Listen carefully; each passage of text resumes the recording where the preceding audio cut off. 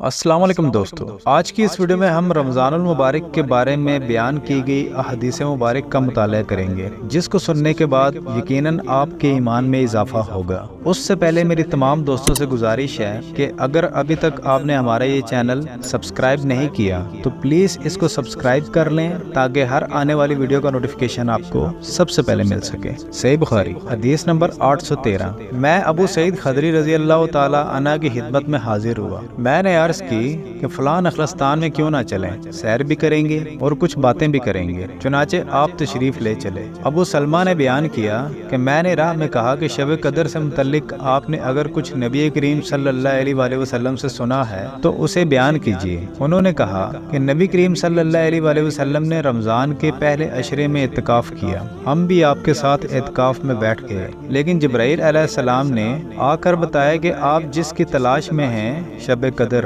وہ آگے ہے، چنانچہ آپ نے دوسرے عشرے میں بھی اعتکاف کیا اور آپ کے ساتھ ہم نے بھی۔ جبرائیل علیہ السلام دوبارہ آئے اور فرمایا کہ آپ جس کی تلاش میں ہیں وہ رات آگے ہے۔ پھر آپ نے 20ویں رمضان کی صبح کو خطبہ دیا۔ آپ صلی اللہ علیہ وآلہ وسلم نے فرمایا کہ جس نے میرے ساتھ اعتکاف کیا ہو وہ دوبارہ کرے، کیونکہ شب قدر مجھے معلوم ہو گئی لیکن میں بھول گیا اور وہ آخری عشرہ کی طاق راتوں میں ہے، اور میں نے خود کو کیچڑ میں سجدہ کرتے دیکھا۔ مسجد کی چھت کھجور کی ڈالیوں کی تھی، مطلع بالکل صاف تھا کہ اتنے میں ایک پتلا سا بادل کا ٹکڑا آیا اور برسنے لگا۔ پھر نبی کریم صلی اللہ علیہ وآلہ وسلم نے ہم کو نماز پڑھائی اور میں نے رسول کریم صلی اللہ علیہ وآلہ وسلم کی پیشانی اور ناک پر کیچڑ کا اثر دیکھا۔ آپ کا خواب سچا ہو گیا۔ صحیح بخاری حدیث نمبر 1129۔ رسول اللہ صلی اللہ علیہ وآلہ وسلم نے ایک رات مسجد میں نماز پڑھی، صحابہ نے بھی آپ صلی اللہ علیہ وآلہ وسلم کے ساتھ یہ نماز پڑھی۔